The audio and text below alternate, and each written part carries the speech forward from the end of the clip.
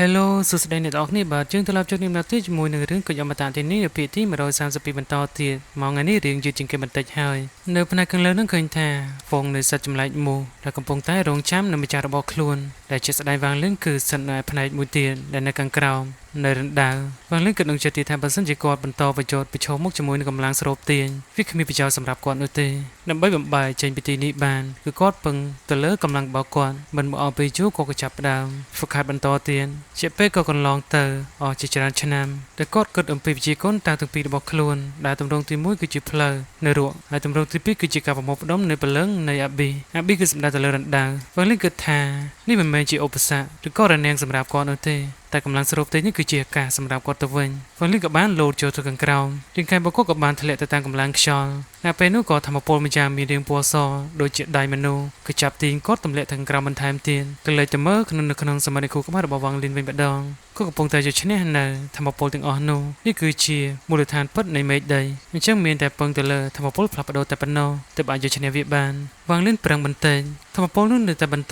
វាវហាមកលើខ្លួនសញ្ញានៃអក្សរយិនយ៉ាងដ៏ធំសខ្មៅពោចេញពីក្រោមជើងគាត់ក៏បានហក់ឡើងលើអាកាសបន្តិចគាត់ក៏បញ្ជាក់ទៀតថាគាត់គឺជានរកនឹងឯងរលកទឹកដូចជាទ័ពទេវតាក៏បានផុសចេញមកវាងលឿនក៏បានយកឈ្នះនៅធម្មពលនោះបានដោយជោគជ័យហើយគាត់ក៏ចាប់ផ្ដើមហក់ឡើងលើខណៈពេលនោះក៏ឮសំឡេងមនុស្សស្រីម្នាក់សូមឲ្យវាងលឿននឹងជួយខ្លួននាំនាងទៅខាងក្រោមផងដែលតាមពិតគឺមានមនុស្សស្រីម្នាក់ដែលបានជាប់គេនៅក្នុងរមូរបុរាណមើលមុខមិនច្បាស់ថាជានរណានោះទេនាងក៏ប្រាប់វាងលឿនថានាងគ្រាន់តែចង់ទៅមើលនៅខាងក្រោមវាងលឿនគិតថាធានយិនស៊ីហើយនឹងមេបដតីកំពុងតែធ្វើដំណើរមកទីនេះគាត់មិនមានពេលវេលាច្រើននោះទេអញ្ចឹងក៏បានតបទៅកាន់នាងវិញទៀតថាគាត់មិនអាចជួយនាងបាននោះទេវាងលឿនក៏បានចាក់ចែងទៅហើយពេលនោះនាងក៏បានស្រែកខត់វាងលឿនម្ដងទៀតបើសិនជាលោកចង់ដឹងអំពីរឿងពិតនៃគុជអមតៈធានីដែលស្ថិតនៅក្នុងរាងកាយរបស់លោកវាងលឿនព្យាឲ្យជាខ្លាំងនៅក្នុងរមូរនោះគឺមាននៅសត្វចម្លែកនៃពពកបរោះទី3មួយក្បាលដែលកម្លាំងរបស់វាគឺមិនខ្សោយនោះទេនាងថែមទាំងអាចមើលឃើញអំពីព្រលឹងដែលនៅសេសសល់នៅក្នុងគុជអមតៈធានីដែលវាងលឿនចង់ដោះឡើងថែមទៀតអាចជាព្រលឹងរបស់លីមូវ៉ានវាងលឿនព្យាឲ្យខ្លាំងមែនទែនក៏បានត្រឡប់មកវិញយ៉ាងលឿននាងនឹងប្រាប់អំពីរឿងពិតនៃគុជអមតៈធានីហើយនឹងប្រាប់អំពីវិធីនៃការជួយសង្គ្រោះនៃព្រលឹងដែលស្ថិតនៅក្នុងគុជអមតៈធានីនោះផងដែរក៏ប៉ុន្តែវាងលឿនត្រូវតែនាំនាងចេញពីទីនេះមិនមែនឡើងទៅលើនោះទេគឺចុះទៅខាងក្រោមវាងលឿនក៏ចាប់ផ្ដើមគិតអំពីពាក្យរបស់នាងមិនដឹងថាពិតឬខកក្លែងក្លាយក៏ប៉ុន្តែនេះគឺជាក្តីសង្ឃឹមតែមួយគត់មិនមកពេលយូរក៏បានទាញរមូរនោះហក់ទៅខាងក្រោមបន្តទៀតកំឡុងពេលនោះនាងក៏បានប្រាប់វាងលឿនទៀតថាលោកកុំបារម្ភអីខ្ញុំមិនបានបោកប្រាស់លោកនោះទេព្រោះថានាងបានភ្នាល់ដោយជីវិតរបស់ខ្លួនចុះទៅខាងក្រោមទៀតក៏បានឃើញនៅច្រកមួយទៀតនេះគឺជាដែនដីផ្កាយលូធាននាងថានេះហើយគឺជាផ្ទះរបស់ខ្លួនគឺជាដែ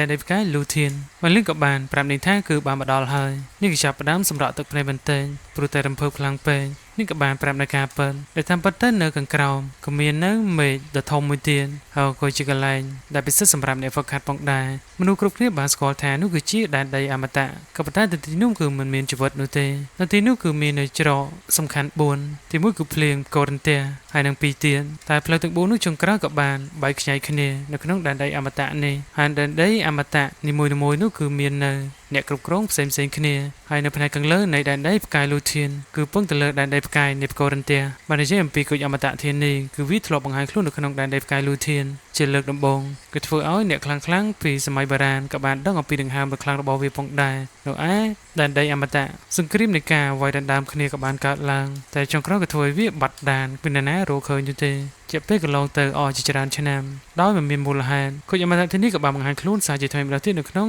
ដែនដីអមតៈភ្លៀងនៅដែនដីផ្កាយសម្ព័ន្ធអញ្ចឹងទៅវាងលឿនក៏បានសួរអំពីក្បួន teleport បុរាណដែលនៅក្នុងរណ្ដៅនេះតែនេះគឺជាអ្នករៀបចំមែនទេនាងប្រាប់ថានេះមិនមែនជាអ្នកដាក់នោះឡើយគឺមានអ្នកហ្វឹកហាត់មកពីដែនដីផ្កាយលូធានជាអ្នកដាក់ហើយបើសិនជាចង់បំបែកនៅក្បួននេះគឺត្រូវការនៅថ្មលូធានដើម្បីដំណើរការវាអញ្ចឹងនាងបានប្រាប់ការសម្ងាត់តាក់ទងទៅនឹងគុជអមតៈធានីអស់ហើយពពកបារោះនៃប្រាក់របស់ខ្លួនគឺអាចជួយសង្គ្រោះនៅព្រលឹងដែលនៅសេសសល់នៅក្នុងគុជអមតៈធានីរបស់វាងលឿនបានគឺអាចជួយសង្គ្រោះនៅជីវិតរបស់លីមូវ៉ានអញ្ចឹងវាងលឿនត្រូវតែធ្វើតាមសន្យានាំនាងឆ្លងកាត់នៃច្រកមួយនេះដើម្បីទៅកាន់ដែនដីផ្កាយលូធានបញ្ជូននាងទៅផ្ទះវិញវាងលឿនចាប់បានគិតអំពីពាក្យរបស់នាងតាមពិតទៅគឺនាងចង់បញ្ចោតវាងលឿនទៅកាន់ដែនដីផ្កាយលូធានតែប៉ុណ្ណោះហើយក៏បានសួរថាតើនាងមកពីប៉ាណានៅក្នុងដែនដីផ្កាយលូធាននាងប្រាប់ថាគឺនៅក្នុងដែនដីផ្កាយលូធានមិនមានប៉ានោះទេ គឺមានតែគ្រូសានៃការវឹកហាត់តែប៉ុណ្ណោះហើយនាងមកពីគ្រូសាសៀងនៃផ្កាយតុងលីងវ៉ាលីគិតថាយោងទៅតាមកម្រិតនៃការវឹកហាត់របស់គាត់បច្ចុប្បន្នមិនអាចឆ្លងកាត់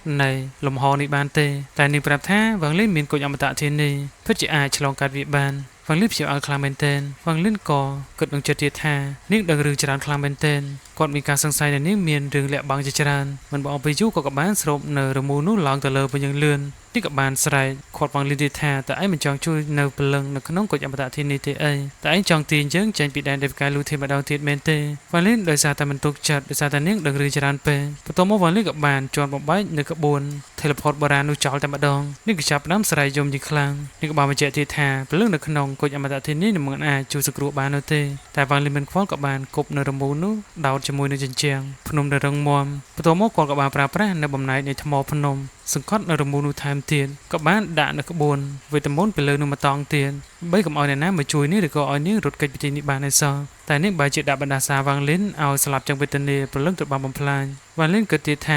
ាដែនដីផ្កាយលូធានគឺជារឿងពិតអញ្ចឹងអាការនៃការដោះឡើងនៅគូស្នេហ៍របស់ខ្លួនគឺតិចតួចខ្លាំងណាស់ក៏តែគាត់ទៅតែបថុយអញ្ចឹងវ៉ាលេនអាចជាចូលទៅក្នុងដែនដេវកាលូធានតែម្នាក់ឯងហើយគាត់ក៏បាននឹកគិតទៅដល់បាក់សៀងនៃតុងលីងគាត់ក៏ដឹងទីថា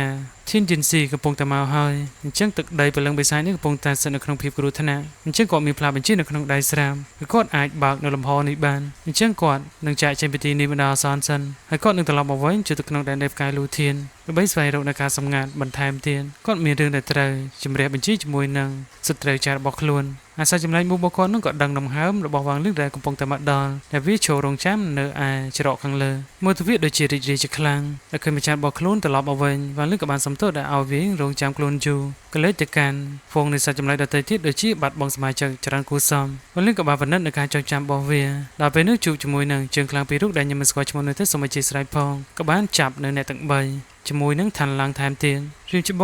ងជូយីដូចជាមានការស្គាល់ជាមួយនឹងម្នាក់ស្រីនោះអញ្ចឹងវ៉ាលីនគិតថាភ្នែករបស់សត្វមូសរបស់គាត់គឺមុតខ្លាំងមែនទែនតែគាត់សង្កល់អំពីរូបភាពទាំងអស់នោះគាត់សង្ស័យតែរឿងច្បងជូយីអាចមានទំនាក់ទំនងជាមួយនឹងនាងអញ្ចឹងពេលនេះរឿងច្បងជូយីមានសុវត្ថិភាពហើយវ៉ាលីនគិតថាគាត់មិនអាចចាក់ចេញទៅតាមច្រកធំបាននោះទេមានតែឆ្លងកាត់នៅច្រកហាមឃាត់បិសាចទឹកជំនួសវិញមកដល់ខាងក្រៅក៏បានជួបជាមួយនឹងហ្វូងនៃសត្វមូសជាច្រើនក៏បានសួរទៅកាន់ពួកវាបញ្ជាក់តែពួកឯងនៅឬក៏ទៅអញ្ចឹងទៅវាក៏បានសួរទៅកាន់មូសដទៃទៀតវ៉ាងលីនក៏បានបញ្ចេញនូវកញ្ចប់មួយដើម្បីបើកផ្លូវឲ្យវាអ្នកខ្លះក៏ស្ម័គ្រចិត្តទៅជាមួយនឹងវ៉ាងលីនក៏បានជួយទៅក្នុងស្បោងនោះហើយវ៉ាងលីនក៏បានចាក់ចែងទៅអ្នកដែលនៅសេសសល់ក៏បានលះបង់ជីវិតស្លាប់នៅទីនោះវាក៏ចាប់ផ្ដើមខូចចិត្តជាខ្លាំងវ៉ាងលីនក៏គិតដល់ពេលវេលាមួយដែលគាត់បានយកវាមកចិញ្ចឹមផងដែរអាចចាត់ទុកថានេះគឺជាការរបស់វាហើយដែលបានដើរតាមខ្លួនហើយក៏ចាត់ទុកថានេះគឺជាជោគវាសនាដែលអ្នកទាំងពីរបានជួបគ្នាផងដែរវ៉ាងលីនក៏បានមកដល់នៅកន្លែងមួយគាត់នឹងបំបែកនៅត្រាដែលបានដាក់ការពារនៅរាជវាំងមួយនេះម្ដងមួយហើយនឹងស្វែងរកនៅការសម្ងាត់នៃរូងភ្នំមិនមកពីយូរក៏ចាប់ផ្ដើមបំបែកនៅត្រាការពារនៅក្នុងរាជវាំងនោះភ្លាមហើយក៏បានចូលទៅខាងក្នុងគាត់ក៏ដឹងទីថាគ្មាននរណាអាចចូលមកទីនេះបាននោះទេក៏បានបំផ្លាញនៅក្បួនវេទមន្តនោះចោលតែម្ដងវាមើលមេតបម្នាក់ទៀតពីថាថ្ងៃស្អែកនេះវានឹងទៅជួបនៃអន្តរិបិសាចហើយវានឹងណែនាំអបិនោះធ្វើជាមេតបបិសាចផងដែរហើយដើម្បីចូលទៅក្នុងរូងនេះធ្វើការហ្វឹកហាត់ក៏ប៉ុន្តែការសន្និដ្ឋានអាចជាមិនមែននៅទីនេះនោះឡើយនេះគឺជាថាប្រយោជន៍ដ៏ល្អសម្រាប់វាផងដែរគាត់គិតថាគួរតែហៅនៅបរិមម្នាក់នេះថាមេបញ្ជាការរងវាគិតថាតំណែងមេបញ្ជាការរងនឹងខ្លាចជាជាតិរបស់វាមិនខាននោះទេវាក៏បានខឹងនឹងវ៉ាងលីនជាខ្លាំងដែលវាបាត់បង់នៅទូនាទីមួយនេះតែគាត់គិតថាវ៉ាងលីនគឺជាសិស្សប្អូនរបស់ខ្លួនអាចង្រៃនោះបើជាគិតថាវ៉ាងលីនបានបាត់ខ្លួនអស់ជាច្រើនឆ្នាំប្រហែលជាវាងាប់បាត់ហើយឯងមិនចាំបាច់ចងចាំវាគឺជាសិស្សប្អូនរបស់ឯងតទៅទៀតនោះទេបើសិនជាវានៅរស់យើងនឹងសម្លាប់វាដោយយើងផ្ទាល់គណៈពេលនោះក៏ដឹកដើមដង្ហើមដល់វ៉ាងលីនក៏បានមកដល់លំមវាក៏សួរទៅថាជានរណាវ៉ាងលីនក៏បានឈរនៅលើអាកាសវាមានការវិអើជាខ្លាំងមិននឹកស្មានថាវ៉ាងលីននៅមានជីវិតនៅឡើយវាថែមទាំងចង់សម្លាប់វ៉ាងលីនចោលថែមទៀតវ៉ាងលីនក៏និយាយទៀតថាយើងបានសន្យាហើយថាយើងនឹងត្រឡប់មកវិញដើម្បីយកជីវិតរបស់ឯងគាត់ក៏បានបញ្ចេញនៅអ្នកការពារអមតៈរបស់ខ្លួនវាគិតថាវ៉ាងលីនថ្លើមធំខ្លាំងមែនទែនក៏បានហក់ចូលទៅតែមិនទាន់បានធ្វើអ្វីវ៉ាងលីនផងនឹងក៏ស្រមោលនៃផ្សែងខ្មៅក៏បានទម្លុះនៅថ្ងាសរបស់វាធ្វើឲ្យស្លាប់ភ្លាមអ្នកការពារអមតៈគឺខ្លាំងបែបហ្នឹងត្រឹមតែមួយស្រីគឺផ្ដាច់យកជីវិតរបស់វាតែម្ដងក៏បានប្រាប់ឲ្យវាការពារលោកគ្រូផងហើយក៏បានចាក់ចេញទៅសិស្សច្បងរបស់គាត់បានត្រឹមតែឈរមើលតែប៉ុណ្ណោះវ៉ាងលីនក៏បានត្រឡប់មកកាន់បច្ចចម្រាញ់ព្រលឹងហើយគាត់នៅបកគោលកន្លែងនេះតែឲ្យកូនសិស្សរបស់គាត់គ្រប់គ្រងបន្តទៀតដោយសារតែគាត់នឹងត្រូវចាក់ចេញបន្ទាប់មកក៏បានបកគោលនៅវិជាគុណ កំពូលទៅឲ្យសិស្សរបស់ខ្លួនថែមទៀតអញ្ចឹងដាទីឲ្យវានឹងកុំលួចខ្ជិលឲ្យសោះវាអរគុណបណ្ដាក៏ស្រក់ទឹកភ្នែកបណ្ដានៅពេលដែលវ៉ាងលៀនចាក់ចេញទៅវាហើយនឹងប្រតិចាំម្នាក់នោះក៏យំជាខ្លាំងហើយមិនដឹងថាពេលណាពួកគេអាចជួបគ្នាម្ដងទៀតនោះទេអាចជីបាយគ្នាជារៀងរហូតវ៉ាងលៀនក៏បានមកដល់នៅ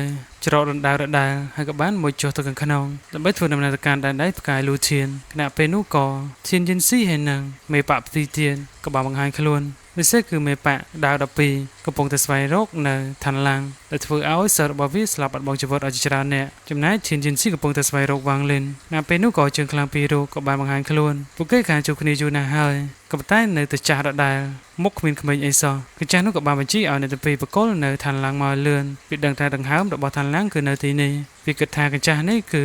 នៅតែចលោតដដែលចិត្តក្តៅខ្លាំងមែនទែនមានអ្វីប្រែប្រួលទៅសោះអញ្ចឹងទៅមិនអស់ពេលយូរវាក៏បានបញ្ចេញនៅព្រលឹងនៃកូនសិស្សរបស់ខ្លួនពីររូបតែម្នាក់ទៀតនឹងក៏បានប្រាប់ការពិតថាសិស្សរបស់ខ្លួននឹងបានស្លាប់ក្រោមដៃរបស់ឋានឡាំងទាំងអស់តែឋានឡាំងក៏បានយល់លេខដោះសារដើម្បីយករួចខ្លួនវាគិតថាគ្រាន់តែរឿងកប៉ិកប៉ុកទៅប៉ុណ្ណោះវាមិនបានសម្លាប់នឹងកូនសិស្សរបស់ឯងនោះទេតែក៏បន្តទៅវិញទៀតថាឯងបានជាប់គាំងនៅក្នុងរណ្ដៅថាទៅបានបញ្ឆោតនៅកូនសិស្សរបស់យើងឲ្យចូលទៅលះបង់ជីវិតដើម្បីឯងទៀតវាបែរជាសារយ៉ាងលឺ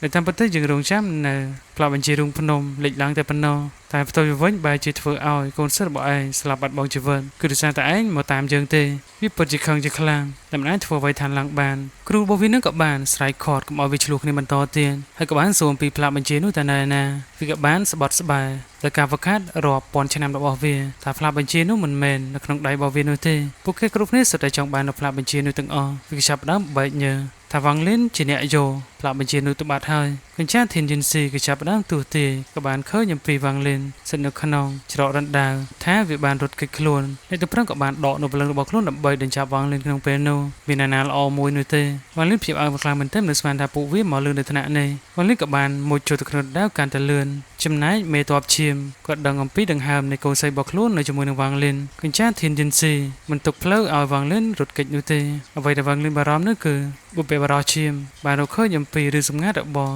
យ៉ាស៊ីសឺដែលជាកូនស្រីរបស់ខ្លួនហើយដូច្នេះវាមិនអនុញ្ញាតឲ្យខ្លួនរត់គេចបានឡើយយីរូមិនមែនតែបុព្វបុរសឈាមតែម្នាក់នោះទេគឺទាំង5នាក់សុទ្ធតែចង់ចាប់វ៉ាងលិនដើម្បីយកផ្លាកបញ្ជាហើយអ្នកខ្លះចង់ជំរះបញ្ជីចាស់វ៉ាងលិនក៏បានប្រាប់ទៅកាន់ពួកវាទាំង5ទៀតថាសំណាក់លំហដែលពួកឯងស្វែងរកមិនមែនមាន3នោះទេគឺមាន4ធ្វើពួកវាមានការពិបាកខ្លាំងមែនទែនវ៉ាងលិនក៏បានមួយចូលទៅក្នុងច្រកនោះភ្លាមវាក៏បានប្រើប្រាស់នៅថ្មពលរបស់ខ្លួនដើម្បីបញ្ចុះវ៉ាងលិនទៅអត់ប្រយោជន៍វ៉ាងលិនក៏បានមួយចូលទៅក្នុងច្រកនោះធំពុជយ៉ាងខ្លាំងក៏បានផ្ទុះឡើងកំទេចនៅព្រលឹងវាចោលធ្វើឲ្យម្នាក់នឹងក្អួតឈាមយ៉ាងខ្លាំងពួកវាខឹងខ្លាំងមែនទែនដែលមិនអាចចាប់វ៉ាងលិនបានហើយវាក៏មិននឹកស្មានថាសំណាប់លំហគឺមានដល់តែ4វាពិតជាមានពិតមែនកញ្ចាធៀនយិនស៊ីគិតថាត្រូវจะចាប់វ៉ាងលិនឲ្យបានព្រោះតែការសម្ងាត់នៃរូងភ្នំនោះត្រូវលាតត្រដាងអស់ហើយបើសិនជាបណ្ដោយវ៉ាងលិនឲ្យនៅបែបនេះវានឹងខ្លាំងជាងពួកវាទៅទៀតពួកគេសង្ស័យថាវ៉ាងលិនអាចជួបជាមួយនឹងអ្នកខ្លាំងណាស់ម្នាក់ដែលបានប្រាប់នៅការសម្ងាត់ទើបវ៉ាងលិនអាចចូលទៅក្នុងដែនដីផ្កាយលូធៀនបានបែបនេះអ្នកទី2គឺធ្លាប់សាកល្បងចូលទៅក្នុងដែនដីផ្កាយនោះដែរក៏ប៉ុន្តែមិនជោគជ័យទៅ